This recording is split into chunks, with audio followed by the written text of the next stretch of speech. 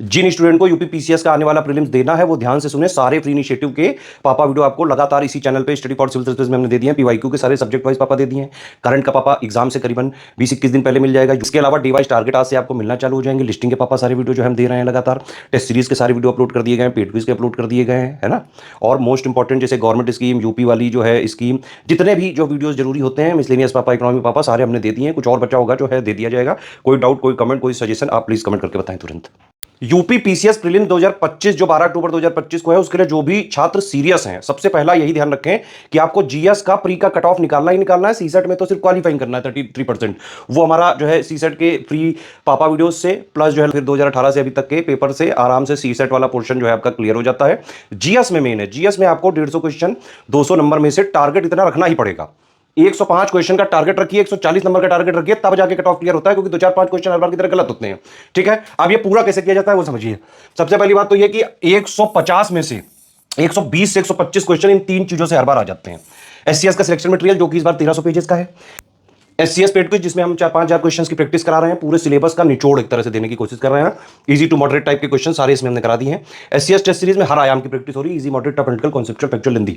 इन तीन चीजों से तो 100% कट ऑफ क्लियर हो ही जाता है। ये आपको 6500 9,000 वाले में हमारे मिल सकते हैं जो ग्रुप चलते हैं। जो 6500 9,000 वाले जो भी स्टूडेंट्स हैं उनके लिए हमने एक लास्ट में रिवीजन का भी प्लान बनाया है, या फिर आप इसको मेंटरशिप भी कह सकते हैं। लास्ट 30-40 डेज जो बचे हुए हैं उसमें डेली क्या पढ़ना है, डेली इसमें जो है टारगेट दिया जाएगा क्या क्या पढ़ना है। जो मेन 6 सब्जेक्ट हैं, history, polity, geography, economy, science, environment, उनका एक मोस्ट इंपॉर्टेंट टॉपिक के नोट्स भी दिए जाएंगे। उसके हाई शॉर्ट नोट्स भी दे दिए गए हैं बाकायदा, है ना। उसके पीवाईक्यू भी जो है हमने दे दिए हैं, आप उसको टेस्ट सीरीज के फॉर्म में लगाओ, रैंकिंग वगैरह देखो। प्लस एससीएस की जो है पूरी टेस्ट सीरीज में से 6 जो है जीएस की फुल लेंथ, 5 सीसेट की, प्लस हमने 5 यूपी स्पेशल की मिनी टेस्ट भी दिए हैं, प्लस हमने 9 सब्जेक्ट वाइज मिनी टेस्ट भी दिए हैं जिसमें 25-25 क्वेश्चन है। डे वाइज टॉपिक बता रहे हैं, PYQ, SCS test series, monthly current affair को भी, लास्ट के जो 12 मंथ के करंट अफेयर हैं उनको भी आप बाकायदा मोस्ट इंपॉर्टेंट जो उसके क्वेश्चन है उनकी प्रैक्टिस वगैरह कर सकते हैं इसमें। ठीक है, बाकी आज का क्या टारगेट है, किस तरह से आज क्या क्या चीजें पढ़नी है, आज के मोस्ट इंपॉर्टेंट टॉपिक्स कौन कौन से हैं, ये सारी चीजें अभी हमारी एससीएस टीम आपको बताएगी सारा सब कुछ। मिशन 12 अक्टूबर प्रीलिम्स एग्जाम के लिए हमारा मेंटोरशिप प्रोग्राम जो चल रहा है, इसका डे नंबर 18 हम लोग देखेंगे। डे नंबर 18 के जो टॉपिक्स है उसको देखते हैं। उससे पहले मैं आपको रिमाइंड करा दूं कि हाइल्ड नोट्स का रिवीजन, मिसलेनियस का रिवीजन और प्रैक्टिस, ये 3 चीजें आपको करते जाना है। कुछ लोग ये कंफ्यूज हो रहे थे कि क्या सर जो डेली टारगेट दे रहे हैं टॉपिक इसी से कंप्लीट हो जाएगा। नहीं, करंट अफेयर का टॉपिक डेली बेसिस पर आपके करंट अफेयर के कह सकते हैं फोल्डर में आता है। आपके फोल्डर में एग्रीमेंट सेक्शन इस बार का टॉपिक है, छोटा सा है, इसको निपटा लेंगे आप। और बाकी जितने हो चुके हैं राष्ट्रीय अंतर्राष्ट्रीय करंट अफेयर में टॉपिक, उनका रिवीजन आप करते रह सकते हैं। यूपी स्पेशल का रिवीजन कर लीजिएगा, और मिसलेनियस भी है रिवीजन करने के लिए, काफी कुछ है। हाइल्ड नोट्स जो लोग स्टडी कर चुके हैं, इन हाई यील्ड नोट्स का आपको रिवीजन भी करना है, तभी आप रिटेन रख पाएंगे इसको। और प्रैक्टिस 120 मिनट तो करनी ही है। 120 मिनट आप प्रैक्टिस के लिए फिक्स कर लीजिए। किसी भी दिन के समय में 120 मिनट का टाइम फ्रेम निकालिए प्रैक्टिस के लिए। आप इसको 60-60 मिनट के 2 सेक्शन भी कर सकते हैं, सुबह में, शाम में। तो आज के जो हमारे टॉपिक है उसको देख लेते हैं। मध्यकालीन इतिहास में भूमि और भू राजस्व संबंधी प्रणाली, एकता सिस्टम, जागीरदारी सिस्टम, मनसबदारी सिस्टम। जागीरदारी मनसबदारी इस साल के लिए बहुत एक्सपेक्टेड टॉपिक है। मनसबदारी तो एक्स्ट्रा इंपॉर्टेंट है, इसको स्टार मार्क करिए। मेरे हिसाब से मनसबदारी से कुछ ना कुछ इस साल जरूर पूछा जा सकता है। जैसे 2019 के पेपर में आया था मनसबदारी सिस्टम से 2 स्टेटमेंट वाला सवाल। मनसबदारी सिस्टम जो है मुगल एडमिनिस्ट्रेशन का एक इम्पोर्टेंट भाग है, इसको आपको देखना है ध्यान से। संसदीय प्रक्रिया में धन विधेयक, वित्त विधेयक में अंतर क्या है, कैसे ये पारित होता है, क्या क्या इसके संबंधी प्रावधान है, संसद के सत्र, उनकी प्रक्रियाएं क्या है, जीरो आर क्या होता है, क्वेश्चन आर क्या होता है, ये सब डेफिनेशन देखिएगा। भूगोल में विश्व के प्रमुख सागर और सागर किनारे पड़ने वाले कंट्रीज बेसिकली। बहुलक, उनके उपयोग क्या क्या है।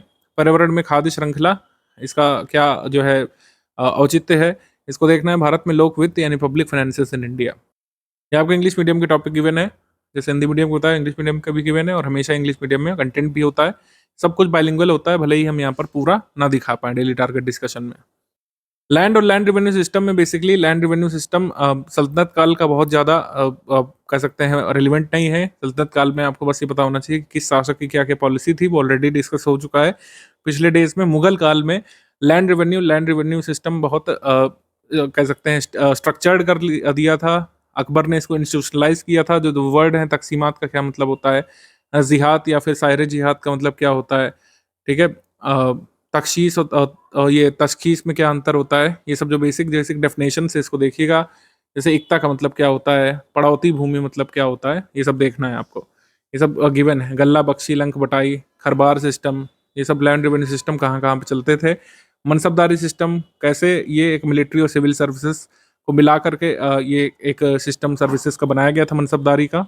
मनसबदारी को लेकर एक प्रश्न भी अभी आया था बीपीएससी के टीचर पेपर में। उसमें एक स्टेटमेंट था कि मनसबदारी एक ऐसा सिस्टम था जिसमें सिविल और मिलिट्री सर्विसेज को इंटीग्रेट किया गया था। तो ये सही है, एक ऐसा सिस्टम था सिविल और मिलिट्री सर्विसेज का जिसको इंटीग्रेट किया गया था। मतलब मनसबदार के सिविल फंक्शंस भी होते थे और युद्ध वगैरह के समय उसके मिलिट्री फंक्शंस भी होते थे। ये इंपॉर्टेंट है। मनसबदारी सिस्टम में जो मनसबदार को नियुक्त करने की याचिका तजवीज़ कहलाती थी और ये नॉन हेरिडेटरी सिस्टम था। ये हेरिडेटरी सिस्टम नहीं था, इसमें मनसबदार का चयन योग्यता के आधार पर होता था, ना कि वो किसका पुत्र है या किसका पौत्र है उसके आधार पर। ठीक है, मनसबदारी सिस्टम 1575 में इंट्रोड्यूस किया गया था अकबर के समय में सबसे पहली बार। और ये कोई इंडिजिनस सिस्टम नहीं था, ये वहाँ पे चलता था सेंट्रल एशिया में, उसी से प्रेरित है ये। तो ज़ात कंपोनेंट और सवार कंपोनेंट, आपको एक चीज़ ध्यान रखनी है कि ज़ात कंपोनेंट हमेशा ये सवार कंपोनेंट के बराबर या उससे ज़्यादा होता था। मतलब ज़ात जो बड़ा कंपोनेंट होता था, सवार छोटा कंपोनेंट होता था। सवार से क्या पता चलता था कितने घोड़े या फिर घुड़सवार मनसबदार को अपने अधीन मेंटेन करने हैं। तो ये सब आप देख लीजिएगा। इक्तादारी व्यवस्था का विकास देख लीजिएगा।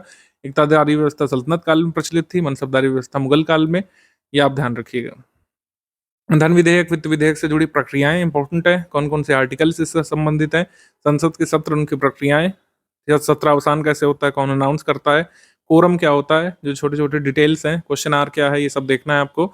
जितने भी सागर हैं उनसे जुड़े कंट्रीज जरूर देखने हैं। ठीक है, जितने भी ये सागर हैं उनसे जुड़े कंट्रीज कौन कौन से हैं, जैसे मेडिटेरेनियन सी के आसपास आने वाले कंट्रीज कौन कौन से हैं, इससे संबंधित क्वेश्चन बनते हैं। ये सब कंट्रीज मेडिटेरेनियन सी के आसपास उसको घेरे हुए हैं, इनको देखिएगा आप। इसकी ट्रिक वगैरह भी सर ने बताई हुई है और कई सारे हमारे ट्रिक की पिक्स भी पड़ी हुई हैं फ्री वाले में, टेलीग्राम में, उसको देखना है। काला सागर को घेरने वाले कौन कौन से कंट्रीज हैं और कुछ स्पेशल फीचर्स तो इससे संबंधित हो सकते हैं। कोई माउंटेन स्ट्रक्चर इसके पास है या फिर व्यापार संबंधी कोई चीज़ इससे होती है, किसी दो देशों का एग्रीमेंट किसी सी से संबंधित हुआ है, तो इसको देखिएगा आप। ठीक है, जैसे तेहरान फ्रेमवर्क कन्वेंशन, ये किससे संबंधित है, कैस्पियन सी के समुद्री पर्यावरण के संरक्षण के लिए तेहरान फ्रेमवर्क कन्वेंशन पर हस्ताक्षर किए गए थे 2003 में तटवर्ती राज्यों ने। तो ऐसे कुछ डिटेल्स एग्जाम में आ सकते हैं। टस्मान सी, सरगासो सी, इसको मैप से देखेंगे ज़्यादा फायदा मिलेगा आपको। ये वाला जो टॉपिक है ये मैप बेस्ड है, अगर आप इसको मैप में खुद से ही बनाएंगे तो ज़्यादा अच्छा रहेगा। पॉलिटिकल मैप ब्लैंक वाले ले लीजिए आप, मेडिटेरेनियन सी आइडेंटिफाई करिए और उसके अगल बगल पड़ने वाले कंट्रीज को खुद से फिलअप कीजिए, तब आपको समझ में आएगा ज़्यादा।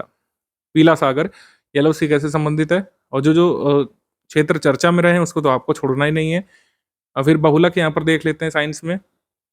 बहुलक, उनके एक लक यानी कि इनके मोनोमर कौन से हैं और उनके यूजेस बेसिकली कौन से हैं, जैसे 2019 पेपर में केवलार और टैक्सोल के बारे में आया था। ठीक है, बुलेट प्रूफ जैकेट किससे बनती है, बुलेट प्रूफ विंडो किससे बनती है, दो अलग अलग मटेरियल यूज़ होते हैं। नाइलॉन बैकलाइट का यूज़ कहाँ कहाँ पे होता है, ये उपयोग वाला जरूर देखिएगा सेक्शन, इससे क्वेश्चन बनने की संभावना होती है ज़्यादा। जैसे बुलेट प्रूफ खिड़की में जो है ये लेक्सेन या पॉलीकार्बोनेट काम आएगा और बुलेट प्रूफ जैकेट में केवलार काम में आएगा। तो ये दो अंतर्महीन ध्यान रखना है आपको। प्राकृतिक रबर का जो है आइसोप्रीन का बहुलक है प्राकृतिक रबर, ये जरूरी है। इनके जो एप्लीकेशन है वो देखिएगा साइंस में बेसिकली। पर्यावरण में फूड चेन का कंसेप्ट, ट्रैफिक लेवल का कंसेप्ट, एनर्जी का कंसेप्ट, और कितने प्रकार की फूड चेन होती हैं, दो मुख्य प्रकार की, एक रेजिंग फूड चेन, एक डेट्रिटस फूड चेन। इसमें बेसिकली अंतर कौन है, शुरुआत कहाँ से होती है फूड चेन की, एंड कहाँ पे होता है, ये पूरा डायग्राम वगैरह बना हुआ है इसका। लोक वित्त में बजट और बजट की प्रक्रिया बेसिकली देखिएगा, बजट प्रक्रिया में कितने चरण होते हैं, ये क्रोनोलॉजी में लगाने को आ सकता है। संतुलित बजट, महत्वपूर्ण शब्दावली, इनके अर्थ वगैरह क्या होते हैं, अर्थ से भी क्वेश्चन आ जाते हैं कई बार। ठीक है, राजस्व रिसिट्स, रेवेन्यू रिसिट में क्या क्या आता है, टैक्स रेवेन्यू रिसिट में क्या क्या आता है, इसको लर्न कर लीजिएगा लास्ट के लिए। डेफिसिट वगैरह खास करके, ये इकोनॉमी का थोड़ा सा ये कॉम्प्लेक्स लग रहा होगा लेकिन ये करना जरूरी है। बजट के चरण पूछे जा सकते हैं बिल्कुल एग्जाम में, तो इसको देखिएगा आप।